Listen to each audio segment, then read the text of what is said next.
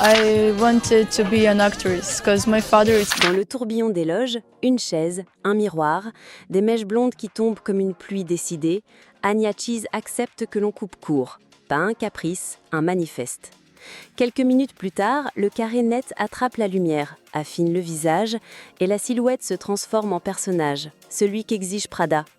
J'adore ça, confie la mannequin russe, amusée par cette audace qui offre d'un coup d'autres possibilités, d'autres bijoux, d'autres visages à inventer. Le geste n'est pas anodin, c'est l'instant où une tarière bascule, où l'on choisit d'être reconnaissable plutôt que simplement jolie, d'avoir une histoire plutôt qu'une coiffure. Basée à Paris, représentée par Elite, Anya Cheese cultive une discrétion presque graphique. Lignes pures, regard oblique, présence calme qui aimante l'objectif. On croit la deviner fragile, elle avance droite, sûre, minimaliste, comme si chaque pas sur le podium devait sonner juste, sans emphase ni grimace. Dans une industrie qui change de peau à chaque saison, elle n'a pas besoin de crier pour exister. Il lui suffit d'un angle, d'un silence et de ce carré devenu signature depuis ce backstage milanais. À Paris, la retenue peut être un cri, et ce cri chez Anya est une ligne. Née à Saint-Pétersbourg, Anya Cheese grandit dans une ville où l'hiver semblait durer une éternité, et où la lumière, rare, façonnait les visages autant que les humeurs. Son enfance n'a rien d'un conte lumineux. Elle se déroule dans un appartement modeste, coincé entre les rails du métro et les façades grises d'un quartier populaire. Sa mère, professeure de littérature, lui enseigne très tôt la valeur des mots et le respect de la rigueur intellectuelle, tandis que son père, d'origine italienne, lui transmet le goût des images, des couleurs et d'une certaine élégance méditerranéenne. Cette dualité culturelle devient dès l'enfance une richesse secrète. Entre la rigueur russe et la chaleur italienne, Anya apprend à composer son propre univers. À l'école, elle n'est pas l'élève la plus brillante ni la plus bavarde. Elle préfère dessiner dans ses cahiers, croquer des silhouettes allongées qui semblent glisser sur le papier. Les autres enfants la trouvent distante, parfois étrange. Elle grandit avec ce sentiment de décalage, comme si le monde autour d'elle fonctionnait selon des règles qu'elle ne comprenait pas. Mais au lieu de l'isoler, cette différence nourrit sa sensibilité. Elle observe davantage, écoute les silences, devine les nuances des regards. Déjà, sa manière d'être ne ressemble pas aux autres filles de son âge. La maison familiale, bien que modeste, est emplie de livres et de disques. Les soirées d'hiver se passent souvent autour d'un poêle, à écouter des opéras italiens ou à lire des poèmes russes. Anya absorbe cette ambiance comme une éponge. La mélancolie des mots de Pouchkine se mêle à la flamboyance des airs de Verdi. Cet héritage culturel la façonne en profondeur. Contrairement aux jeunes de son quartier, attirés par les vitrines occidentales et les promesses de consommation, elle développe un goût pour l'art, la beauté épurée, la force des images simples. Pourtant, la réalité sociale de la Russie post-soviétique n'épargne pas sa famille. Les années de crise économique pèsent lourd, l'argent manque, et sa mère doit cumuler plusieurs petits emplois pour maintenir un minimum de stabilité. Anya comprend très tôt la valeur du sacrifice et l'importance de la dignité. Ces difficultés forgent chez elle une discipline silencieuse, un refus de se plaindre. L'élégance, pour elle, n'est pas un luxe, mais une façon de résister au chaos du quotidien. Durant l'adolescence, alors que son corps s'allonge et que ses traits s'affinent, les moqueries redoublent. Trop grande, trop maigre, trop différente. Les garçons la regardent avec perplexité, les filles la jugent sévèrement. Elle devient une cible facile pour les rumeurs. Pourtant, au lieu de se briser, elle apprend à apprivoiser cette étrangeté. Elle se tient droite, accepte ses disproportions comme une signature future. Ce qui était une faiblesse commence à devenir une force. L'idée que sa différence, loin de l'exclure, pourrait un jour lui ouvrir des portes. C'est aussi l'époque où elle découvre Paris, d'abord par les livres, puis par les films. Les images en noir et blanc de la nouvelle vague, les silhouettes de Catherine Deneuve ou de Jeanne Moreau, les défilés qu'elle aperçoit dans les magazines étrangers, tout cela nourrit ses rêves. Dans le silence de sa chambre, elle se surprend à marcher sur un podium imaginaire, à inventer des scènes où son corps trouverait enfin un sens. Elle ne le dit à personne, c'est son secret, son refuge. Mais au fond, ce n'est pas seulement un rêve de gloire. Ce que Anya cherche, c'est une langue à elle, une manière de se raconter dans un monde où les mots semblent toujours manquer. La mode apparaîtra plus tard comme une évidence, mais déjà dans ses années d'enfance, les fondations sont là. La solitude, l'exigence, le regard particulier sur la beauté et la dignité. Rien ne laissait deviner qu'un jour elle incarnerait l'audace d'un carré net sur les podiums de Milan. Mais tout préparait déjà ce cri silencieux, celui d'une enfant différente qui refuse d'être invisible. Le passage de l'enfance mélancolique d'Anya à la découverte de sa vocation ne se fait pas en un instant magique, mais en une série de petites secousses, de regards et de hasards qui finissent par dessiner une trajectoire. Adolescente, elle ne se sent toujours pas à sa place parmi ses camarades. Trop grande, trop mince, trop distante. Pourtant, ce corps qu'on moquait commence à intriguer ailleurs. Lors d'un voyage scolaire à Moscou, un photographe local remarque son profil et lui demande timidement s'il peut la photographier pour un projet artistique. Anya hésite, intimidée, mais accepte. Le résultat la bouleverse. Pour la première fois, elle se voit autrement que comme l'étrangère de la classe. L'image, austère mais lumineuse, lui donne une certitude intime. Son corps peut être langage. À son retour, elle garde ses photos comme un talisman secret. Mais dans un environnement où l'on valorise peu l'excentricité, elle ne les montre à personne. Ses parents, bienveillants mais pragmatiques, s'inquiètent de son avenir. Sa mère voudrait la voir suivre ses traces et embrasser une carrière d'enseignante, sa sécurité dépendant d'un diplôme universitaire. Son père, plus souple, croit en son originalité, mais reste prisonnier de ses propres inquiétudes financières. « La beauté ne nourrit pas », répète-t-il, en secouant la tête devant les magazines que sa fille dévore. Cette contradiction familiale nourrit chez Anya un sentiment de solitude, mais aussi une énergie farouche. Si personne ne croit à ses intuitions, elle devra elle-même leur donner raison. La bascule se produit un après-midi d'hiver, quand une amie l'entraîne à un petit concours local de mannequins amateurs. Le lieu est presque dérisoire, une salle municipale aux murs défraîchis, un jury composé de 2 photographes régionaux et d'une agente de passage. Mais quand Anya monte sur scène avec sa démarche raide et son regard froid, la salle retient son souffle. Elle ne sait pas sourire, elle ne sait pas jouer, mais elle possède une intensité rare, une présence. L'agente, parisienne en repérage, note son nom. Elle lui glisse une carte en sortant et lui dit presque en chuchotant « Si un jour tu viens à Paris, appelle-moi ». Ce carton glissé au fond d'un tiroir devient une brûlure silencieuse. Pendant des mois, Anya hésite. Les objections de sa mère, les angoisses de son père, ce propre doute, tout la retient. Mais le désir est plus fort. Elle commence à apprendre seule, devant le miroir, à marcher comme les mannequins qu'elle voit dans les vidéos de défilés clandestinement téléchargés. Chaque soir, dans le couloir étroit de l'appartement, elle s'impose des séances d'entraînement. Talons empruntés à sa mère, musique d'opéra en fond. Elle se sent ridicule, mais elle persiste. Le premier vrai test vient lors d'un casting à Saint-Pétersbourg, organisé par une agence internationale. Des centaines de filles, toutes apprêtées, souriantes, certaines déjà aguerries. Anya, elle, arrive en pull sombre et jean trop grand. Mais lorsqu'elle défile, maladroite et droite à la fois, un silence s'impose. Les recruteurs perçoivent quelque chose d'autre. Une authenticité brute, une absence de séduction forcée. Elle n'essaye pas de plaire, elle est. Cette singularité qu'on lui reprochait tant devient une arme. On lui propose une rencontre plus formelle à Moscou. Le voyage est une épreuve. Pour payer le billet, son père revend un vieil appareil photo.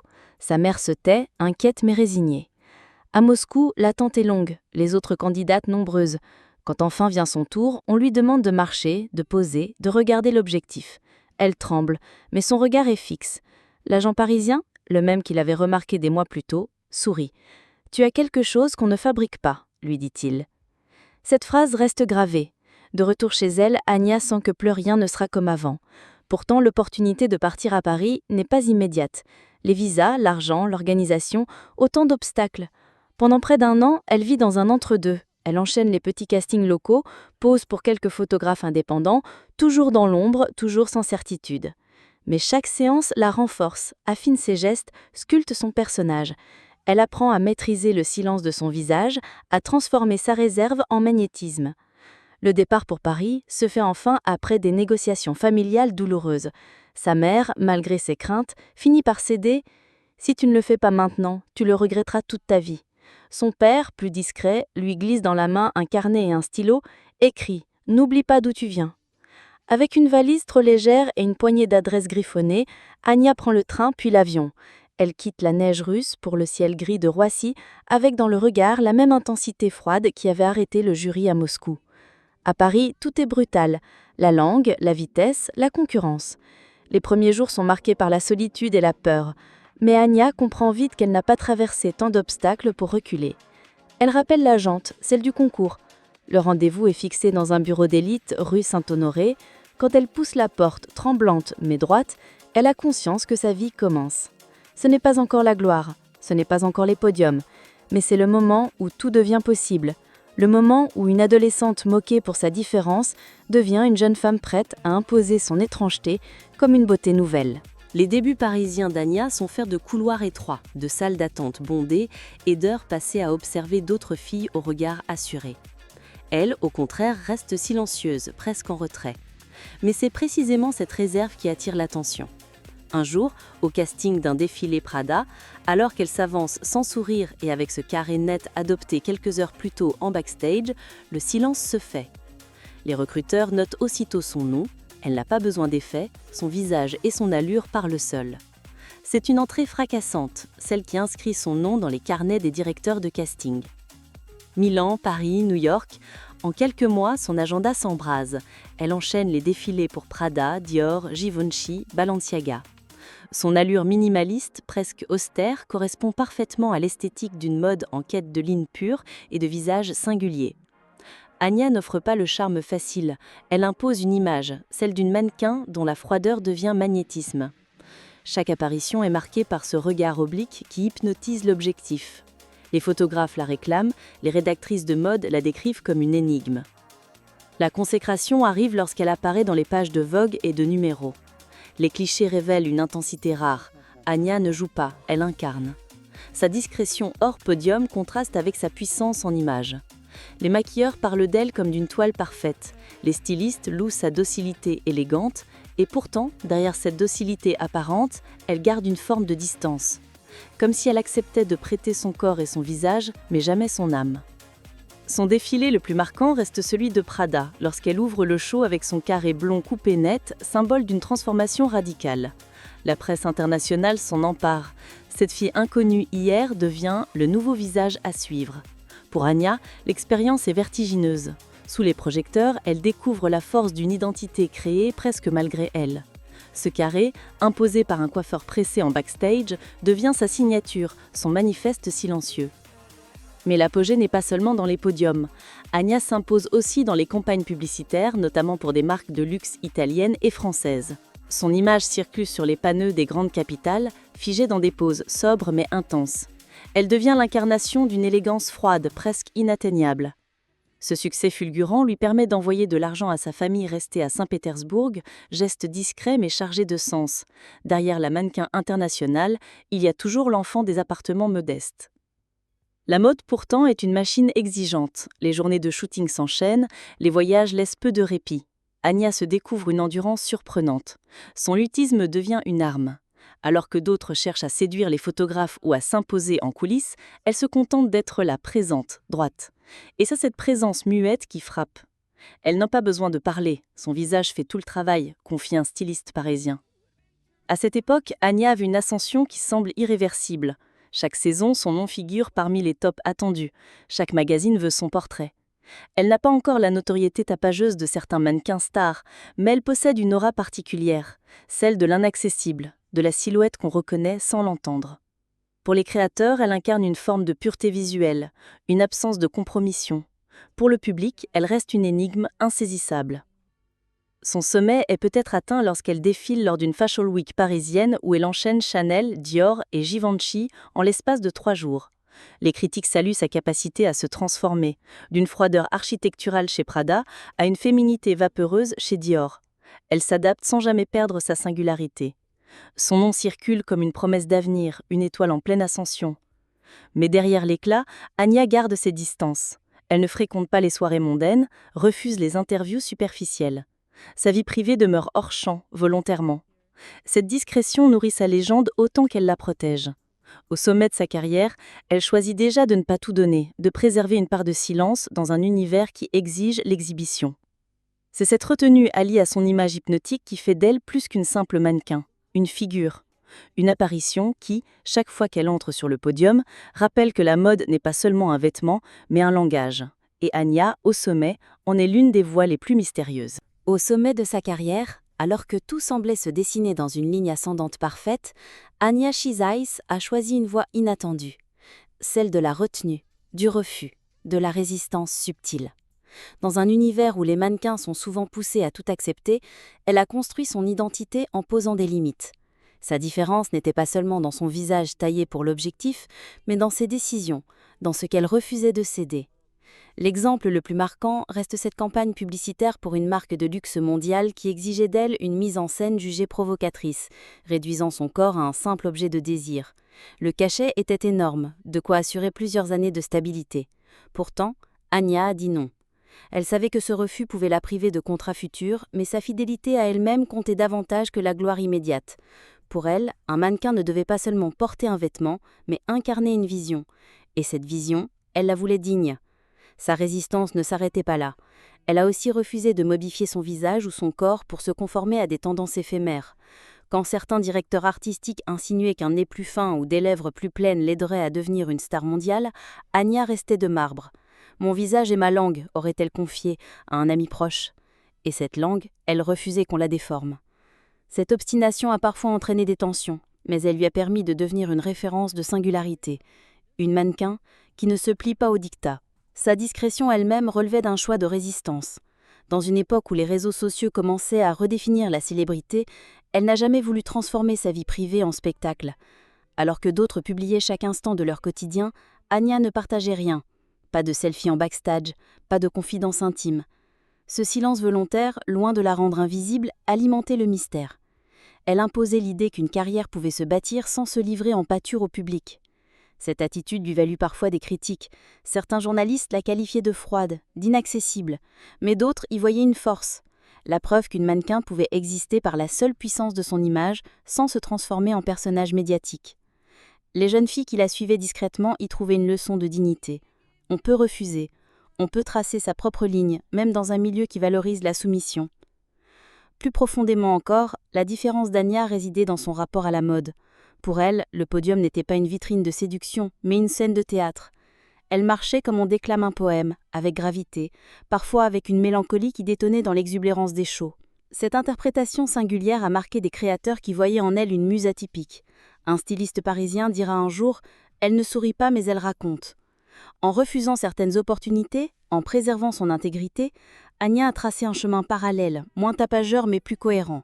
Elle a prouvé qu'il existait une autre manière de réussir, non pas en se pliant à chaque exigence, mais en affirmant une identité inaltérable. Cette résistance douce mais ferme est devenue sa signature, son héritage silencieux. À travers elle, la mode découvrait une leçon. Parfois, dire non peut être plus puissant qu'un défilé triomphal. Mais dans l'univers instable de la mode, chaque ascension porte en elle la possibilité d'une chute. Pour Anya Cheese, cette rupture s'est faite en silence, presque à son image. Un jour, alors que son nom figurait encore parmi les mannequins les plus demandés, elle a tout simplement cessé d'apparaître au casting. Pas de communiqué, pas de scandale officiel, juste une absence. Les rumeurs se sont aussitôt multipliées. Fatigue, désaccord avec une agence, dépression, voire une fuite volontaire loin des projecteurs. En réalité, derrière cette disparition se cachait une lassitude profonde. Les années passées à courir d'un podium à l'autre, les nuits dans les hôtels anonymes, les exigences contradictoires des directeurs artistiques avaient peu à peu érodé son énergie. Son corps, trop sollicité, montrait des signes d'épuisement.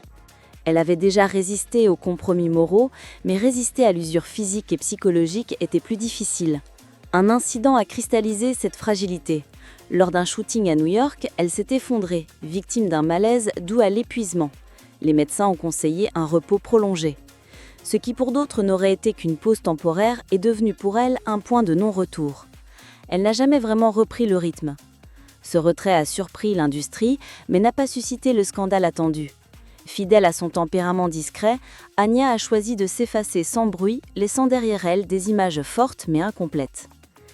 Les années suivantes, son nom a continué de circuler dans les souvenirs des photographes et des créateurs qui l'avaient admirée. Certains espéraient un retour, d'autres comprenaient qu'elle avait tourné la page. Le mystère de son départ alimentait presque davantage sa légende que ses défilés. Anya Cheese était devenue cette silhouette insaisissable, entrée dans la mode comme une apparition et disparue avec la même sobriété. On pourrait croire qu'en disparaissant des podiums, Anya Cheese aurait sombré dans l'oubli. Pourtant, son silence est devenu un écho, et cet écho continue de résonner. Dans les archives des magazines, sur les photos des défilés Prada ou Dior, son visage demeure intact, une énigme figée, une intensité sans parole. Elle n'a jamais eu besoin d'un scandale pour marquer son époque. Il lui a suffi d'une ligne de regard, d'une coupe de cheveux transformée en manifeste. Ce qui reste d'Anya Cheese, c'est une leçon de dignité dans un milieu obsédé par l'excès. Elle a montré qu'on pouvait dire non, qu'on pouvait disparaître sans s'effondrer, qu'une carrière n'était pas forcément une course à la visibilité, mais une recherche d'authenticité. Beaucoup de jeunes mannequins citent encore son nom comme une inspiration. La preuve qu'il existe une autre manière d'exister dans la mode, loin du vacarme et des compromis. Alors, a-t-elle vraiment été oubliée ? Ou bien est-ce nous, spectateurs pressés, qui avons cessé de regarder ? Anya Cheese n'a peut-être pas laissé une carrière interminable, mais elle a laissé une trace indélébile, celle d'une femme qui, par sa seule présence, a rappelé que la mode pouvait être plus qu'une vitrine, un langage secret, un cri silencieux.